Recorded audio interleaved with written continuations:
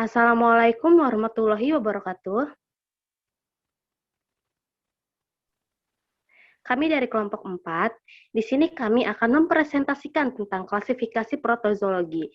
Anggota kelompok kami ialah diantaranya Erwanto, Pazaroti Nakiyah, Ivana Pahroini, Nabila Maulani, dan saya sendiri Rika Nurfitri dan Rofiah. Baik, untuk slide selanjutnya ialah dasar protozoologi yang akan dibawakan oleh Rofiah, beserta film 1 di protozoologi.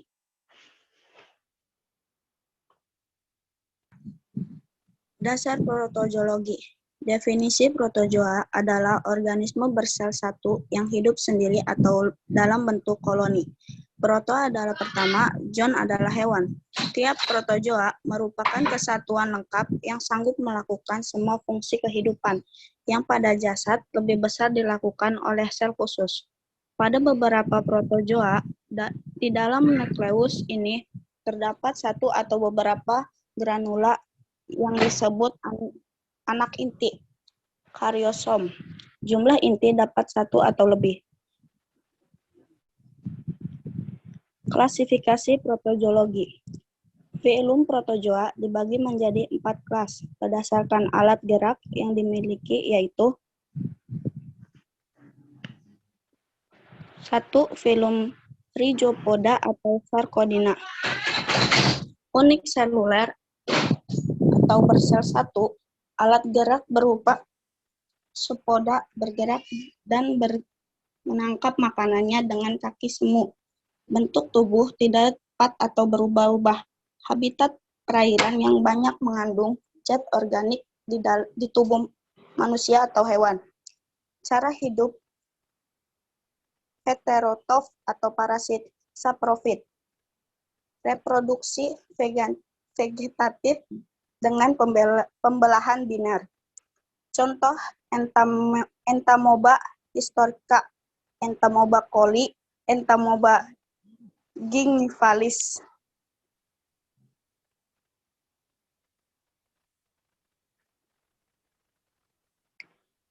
Rhizopoda hidup dalam usus besar dan mulut. Rhizopoda yang hidup di usus besar diantaranya adalah Entamoeba historica, Entamoeba coli, Entamoeba hartmani, Jodamoeba buccelli, Dintamoeba fragilis, dan Endolimac nana. Rhizopoda yang hidup di mulut adalah Entamoeba gingivalis. Siklus di samping merupakan siklus hidup Entamoeba historica. Baik, terima kasih untuk Saudari Rofiah. Untuk selanjutnya materi akan dibawakan oleh Saudari Nabila. Waktu dan tempat dipersilahkan.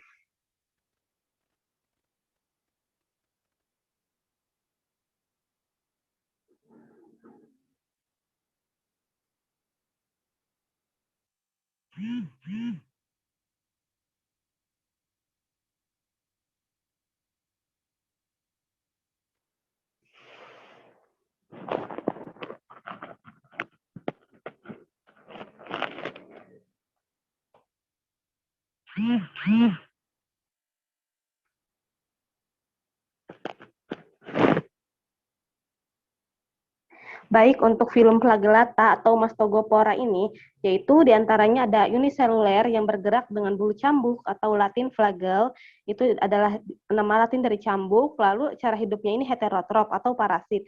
Nah, simbiosisnya ini hidup bebas, lalu habitat hidupnya ini di organisme lain, dia berperan sebagai parasit. Lalu ada juga yang hidup di air tawar, lalu reproduksi vegetatif dengan pembelahan, dan ada pula yang mempunyai mitokondria dan ada yang tidak. Nah, contohnya itu ada Trichomonas vaginalis, Giardia lambia, dan Trypanosoma gambesiens.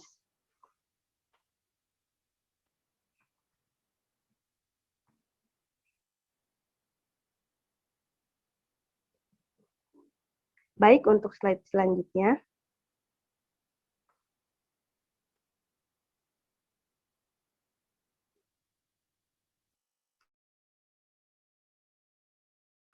Untuk slide selanjutnya, di sini ada film flagellata atau mastogopora.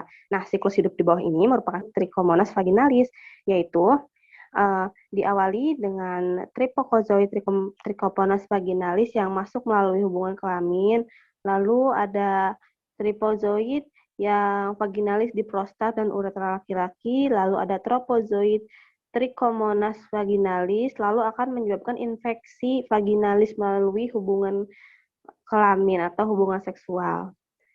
Baik, untuk slide selanjutnya akan dibawakan oleh Saudari Pajaroti Nakiah. Klasifikasi protozoa kelas ketiga ada filum Ciliata atau Ciliopora. Filum ini bersifat uniseluler atau bersel satu. Alat geraknya berupa silia atau bulu getar. Mempunyai celah mulut, kerongkongan, dan anus sel. Memiliki dua inti, yaitu makronukleus dan mikronukleus. Terdapat rongga berjenyut atau vakuola kontraktil. Habitatnya di air tawar yang banyak mengandung zat organik dan parasit di tubuh makhluk hidup lain. Cara hidupnya dengan heterotrof atau memakan zat organik yang ada di perairan atau parasit. Reproduksinya dengan cara vegetatif, dengan pembelahan atau generatif dengan konjugasi. Contohnya adalah Balatindium coli, Paramecium, Didium, Vorticella, Tensor, dan Coleps. Pada filum Cilia terdapat protozoa bernama Balatindium coli, yang juga habitatnya di dalam usus manusia. Siklus di samping merupakan siklus hidup Balatindium coli yang habitatnya di usus manusia. Baik, untuk selanjutnya yaitu ada filum keempat, yaitu filum Sporozoa yang akan dibawakan oleh Saudari Ivana Pahroini. Baik, waktu dan tempat dipersilahkan.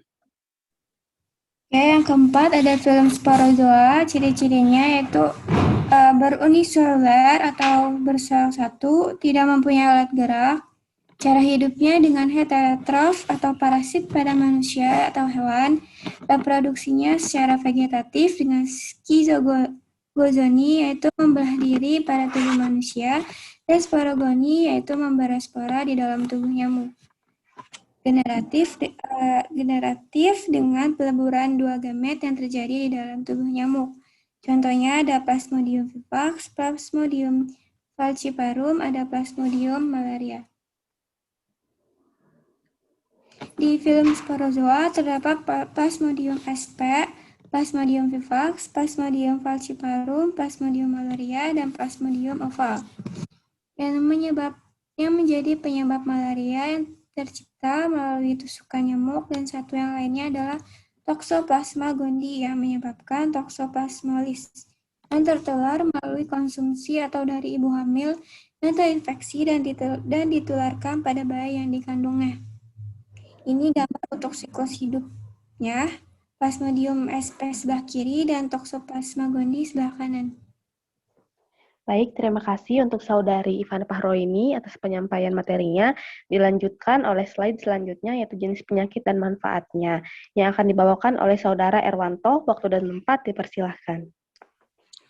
Baik, jenis penyakit. Nah, di sini protozoa yang merugikan manusia, yaitu menyebabkan penyakit antara lain ada Entamoeba histolis, penyebab disentri, ada Trypanosoma brucei, penyebab penyakit tidur di Afrika, ada Leishmania, penyebab penyakit kala azar, terus ada Trichomonas vaginalis, parasit pada alat kelamin wanita dan saluran kelamin laki-laki. Selanjutnya ada Balatindium coli, penyebab diare. Terus ada Toxoplasma gondii, penyebab plasmosis. Selanjutnya ada Plasmodium, penyebab penyakit malaria. Nah, di sini juga ada manfaat protozoa. Manfaat protozoa ini dibagi menjadi beberapa, yaitu ada foraminifera, kerangkanya yang telah kosong mengendap di dasar laut membentuk tanah Globigerina yang berguna Globigerina sebagai petunjuk adanya minyak bumi. Selanjutnya ada Radiolaria, hidup di dasar perairan akan membentuk tanah radiolarian. Tanah ini zat kersik yang dapat digunakan sebagai bahan penggosok. Selanjutnya ada Entamoeba coli, hidup dalam usus besar manusia dan membantu proses pembusukan sisa makanan dan mensintesis vitamin K. Selanjutnya ada Trichomonas homini, hidup di dalam alat pencernaan tetapi tidak patogen atau tidak menyebabkan penyakit.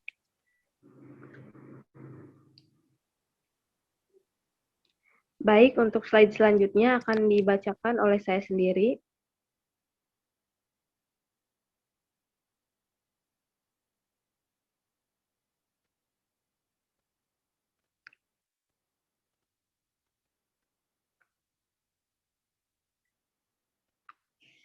Baik, di sini ada manfaatnya, sambungan dari penyampaian sebelumnya, yaitu ada Paramecium caudatum, yaitu merupakan salah satu jenis paramecium air tawar yang banyak digunakan untuk penelitian dan dapat digunakan sebagai indikator air tawar yang tercemar.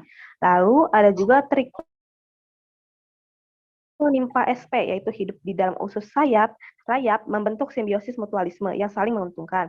Lalu setelah itu di sini ada Noctiluca miliaris yang memiliki cangkang fosfor yang dapat menghasilkan cahaya berpendaran atau bioluminesensi di laut pada malam hari. Lalu yang terakhir ini ada Didinium, yaitu predator pada ekosistem perairan sebagai pemangsa paramecium yang berperan untuk mengendalikan jumlah populasi paramecium di ekosistem akuatik. Baik, di sini saya akan membawakan hasil kesimpulan presentasi kami pada kali ini, yaitu protozoa merupakan organisme bersel tunggal yang hidup sendiri atau berkoloni. Protozoa dapat berkembang biak secara seksual atau gamet dan aseksual membelah diri. Protozoa juga terklasifikasi menjadi 4 sesuai alat geraknya, yakni Rhizopoda, Flagellata, Ciliata, dan Sporozoa, yang masing-masing memiliki ciri tersendiri.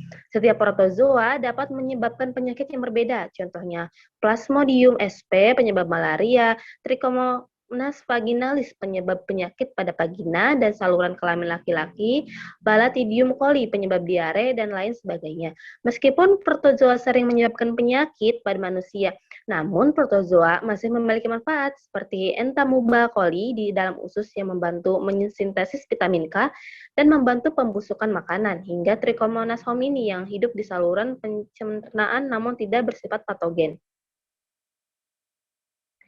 Baik, presentasi dari kelompok kami telah selesai. Mungkin itu saja yang dapat kami sampaikan. Kurang dan lebihnya mohon maaf. Wassalamualaikum warahmatullahi wabarakatuh.